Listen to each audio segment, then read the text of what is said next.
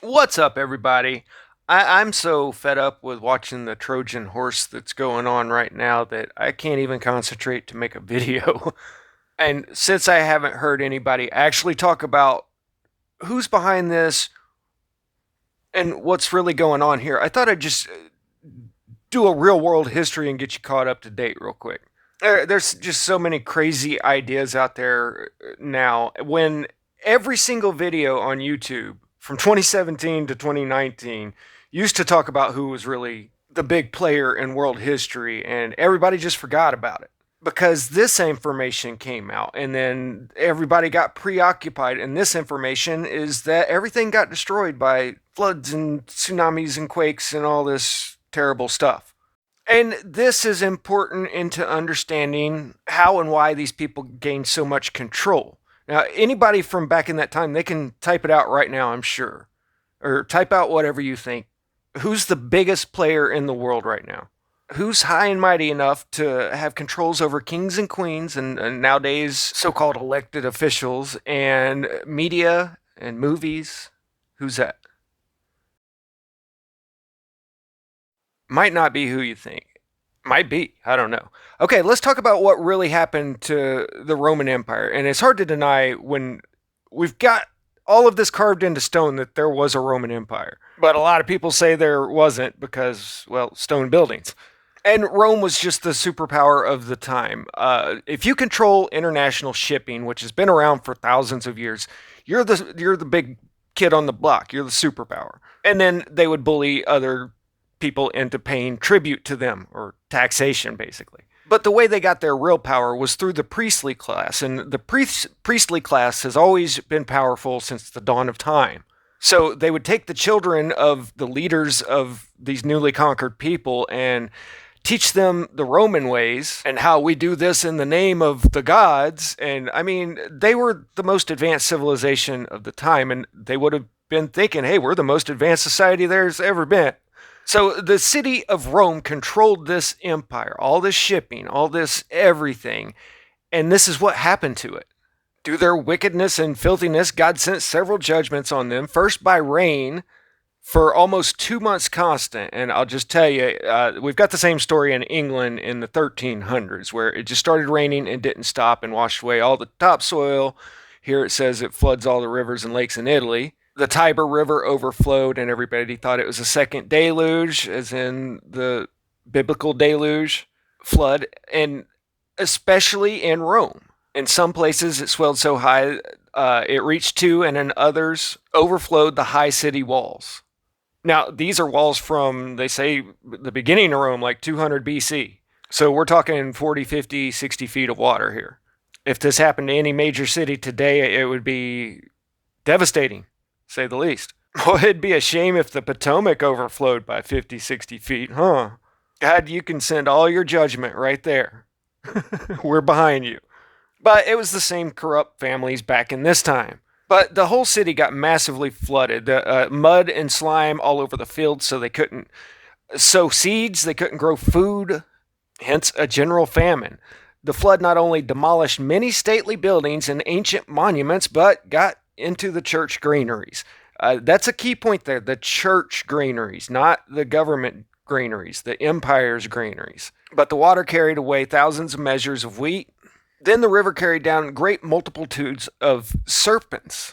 So now the city is just putrid. I mean, all of the water's contaminated, and it would appear it stayed contaminated for hundreds of years in Europe because everybody through the 16th through 19th centuries were complete alcoholics, no joke.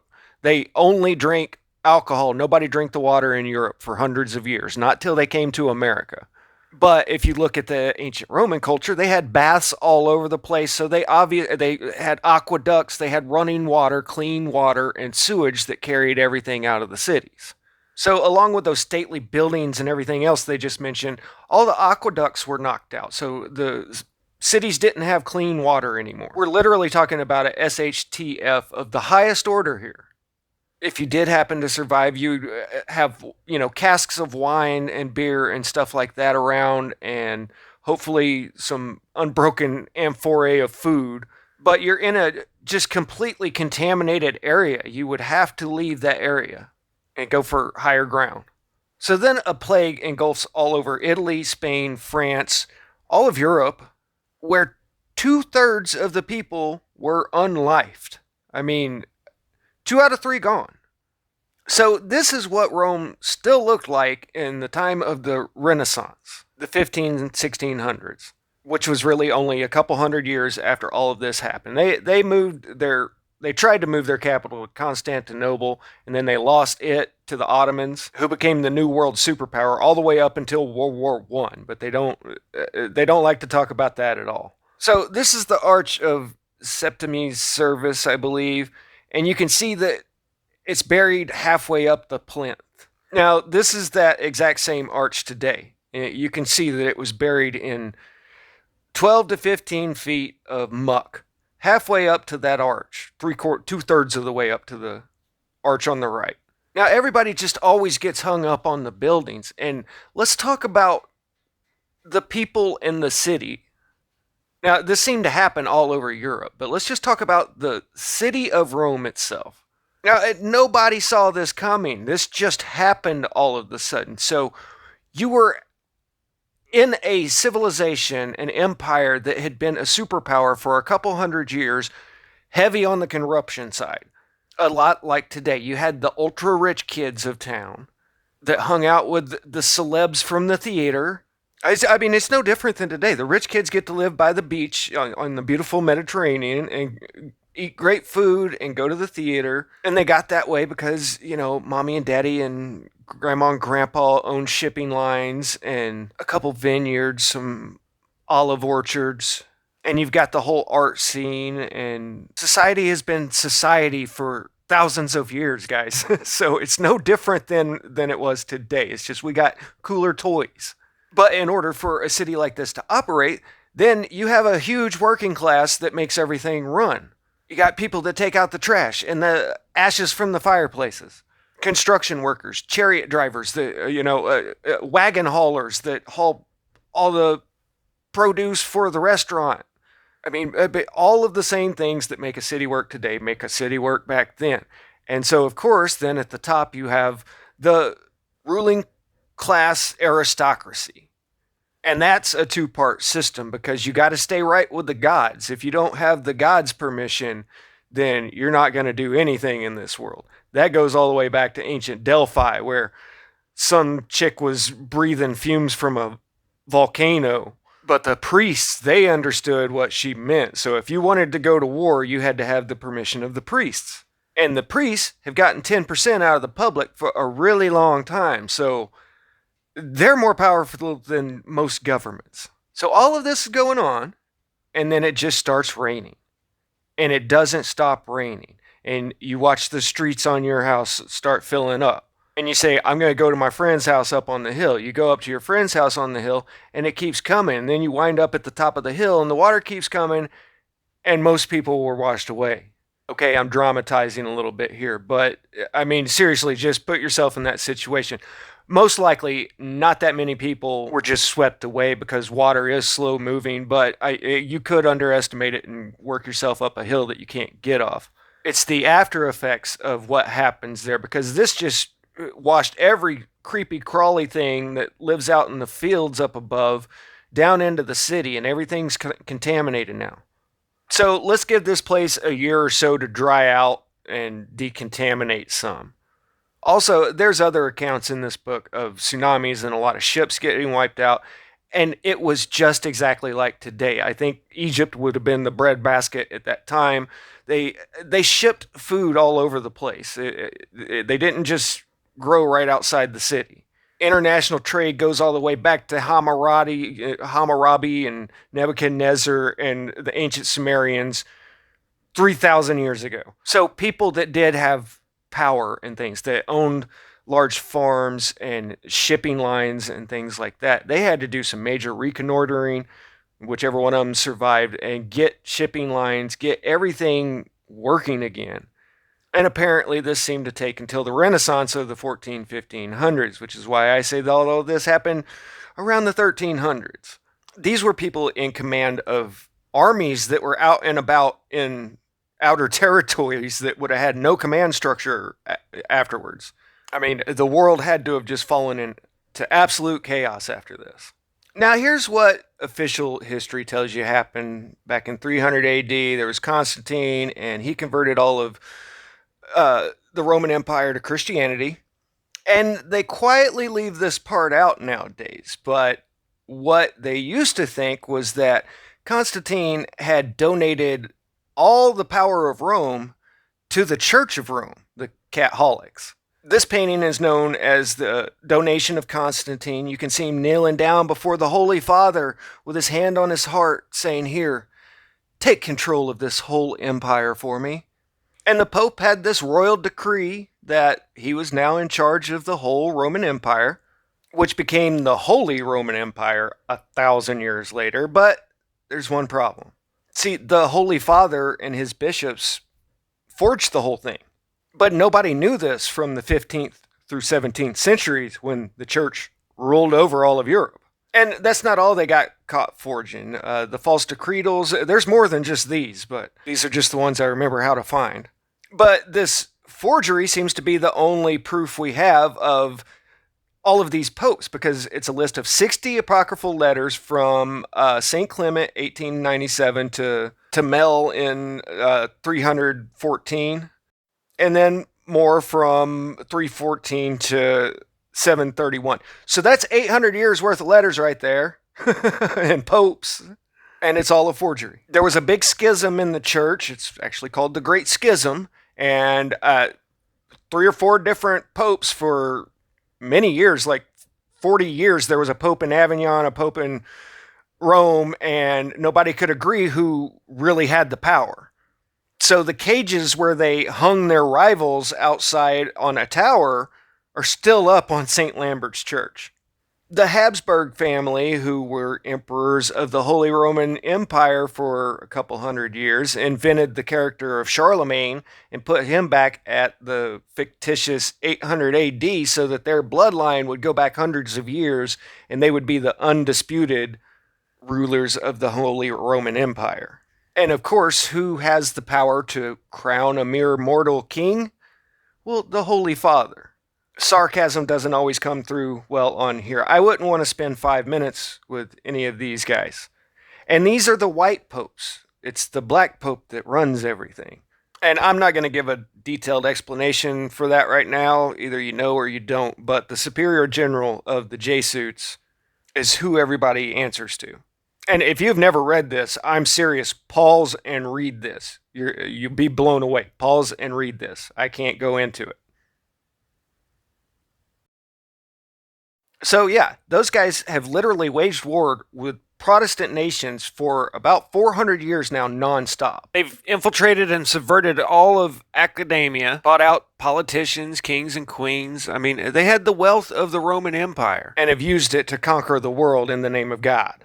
And there is a reason that there are like 5,000 different Protestant versions of Christianity and then one Roman Catholic Church. It's because they literally traumatized and trained children, brainwashing technique, MK Ultra, from the time they were growing up into being these little warriors. And I'm not making any of this up. You guys that know what I'm talking about know what I'm talking about, all the way back to Loyola. But they would literally send them out into other Christian organizations to divide them. I mean, it's the same divide and conquer technique that we see all across our society today. So all of those dots, and you can't really make out the individual dots in Europe, those are all white dots there, are Jesuit colleges back in the 16th and 17th centuries.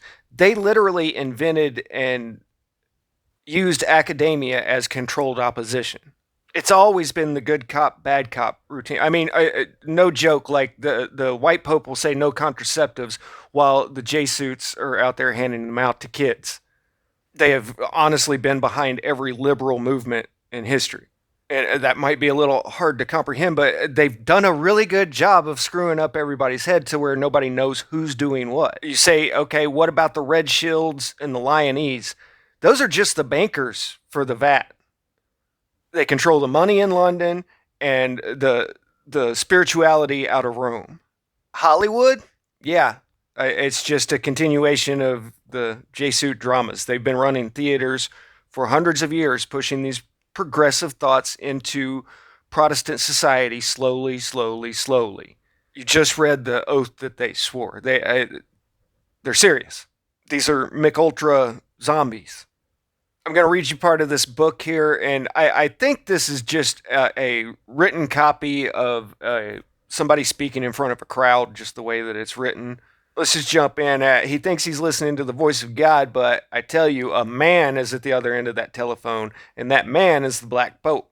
About 40 years after the Society of J-Suits was formed, Sextus V would not sign a certain document. There was a struggle in regard to the name, change it from Society of Jesus to the Society of Ignatius, but while the struggle was going on, Sextus V died very suddenly. It was very strange that every white pope who opposes a black pope dies very suddenly. Some say it was poison. Urban VII, his successor, who, as Cardinal Castagna, had been very actively cooperating with Sextus in his plan, followed in the steps of his predecessor, and 11 days after his election, he too perished. Urban had no sympathy with the society. He wanted to break the Black Pope, but he dropped off very suddenly. Clement VIII was banished by the order. Clement XII, Urban XIII, Innocent XI, Alexander VIII vainly contended against the doctrines taught in J-Suit books and colleges and could effect no change. So it's really not a good idea to go up against these guys. Now, back to the beginning of shuffling people around. For hundreds of years, these guys have kept countries that they're dominant in economically suppressed. A lot of these countries are very mineral and natural resource rich and dirt poor. They were in charge of Ireland during the Great Potato Famine, where they had to shift all the Irish over to America just in time for the Civil War, to where 150,000 Irish and 200,000 Germans were conscripted into the Northern Army just in time to invade the South. And I don't think it was any coincidence that the Catholic-controlled Ireland only grew one single type of potato that was susceptible to blight, and it got blight all of a sudden. I also don't think it's any coincidence that they control these South American countries where millions of people are coming from right now. So they've shuffled poor people around for a very long time to their advantage. Now, the rich kids, they all go to the exact same schools. So there's no state loyalty. These guys all go get trained in the same place. Even the Shah of Iran, back when he was celebrating the 200th anniversary of Cyrus the Great, 2000th. They made a documentary about this. This was a huge party back in the 70s out in the desert of it's the most extravagant party ever thrown. And this was the hot ticket around the world. World leaders and celebrities from around the world came to this thing. And the Shah talks about how his dad was a military leader, wanted him to have a proper education, so he was sent off to Paris. And he went to school with all the kings and queens and princes and presidents from all the other countries. So even all the world leaders go to the same schools, and the people that have controlled all of education for the last 400 or 500 years are the military arm of the Church of Rome, the Catholics, who forged a bunch of documents and said that they were rulers of the world.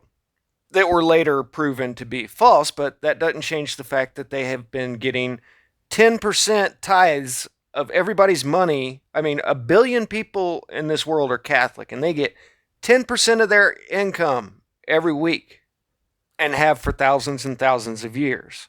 So, to wrap things up here, what's covered in that book and what all Americans used to know, I've heard multiple old Southern Baptist preachers back in the 50s directly calling the Church of Rome the Antichrist. That's what every Protestant denomination for hundreds of years called the Church of Rome the Antichrist. It's not something they were waiting to come. It was already here.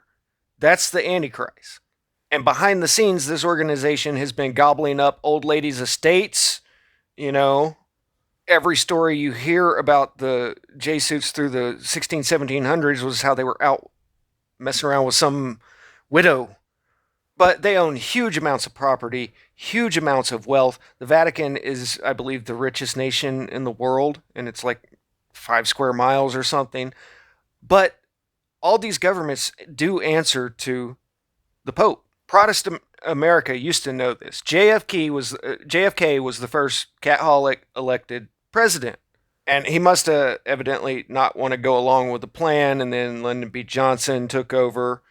But at this time, 2/3 of the Democrat Party in America were Catholics who answered to Rome, not to America. And so this started that whole thing. And in 1966, I believe it was, they devised the Cloward-Piven strategy. Now, I realize I'm skipping a lot of steps here for a lot of people, but the J-suits are behind the Lyonese. The Lyonese are behind the commies and Wall Street. And the ultimate goal really is to destroy all Western nations. That's what that oath was that I showed you just a little while ago, to tear down all of the Protestant nations. So the Cloward-Piven strategy seeks to hasten the fall of capitalism by overloading the government bureaucracy with a flood of impossible demands, amassing massive, unpayable national debt, and other messages such as unfettered immigration, thus pushing society into crisis and economic collapse by overwhelming the system. Does any of this sound familiar? But of course, it's all done for a good cause. They're just trying to eradicate poverty. So they just want to crash everything so there'll be no more poor people. Yeah. Does that sound familiar too? Like what WEF is doing? Anyway, I've gone on long enough and I probably hit way too many keywords to even be able to put this out, but that's what's going on. That's who's doing it. And that's what has happened in the world with history. That's how Rome fell and how these guys took the wealth of a nation and are still using it to this day to conquer everything. Great, huh? But I'm telling you, just like in the Civil War with the that was just two countries that I talked about earlier with the Irish and German. They wound up importing like 500,000 people to join the North's cause. Guess what? We've got 700,000 just since October, and altogether since the 1980s, like 35 million.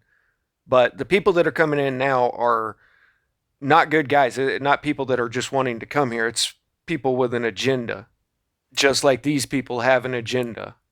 So Happy New Year, last New Year in old America, maybe. I don't know. Static out.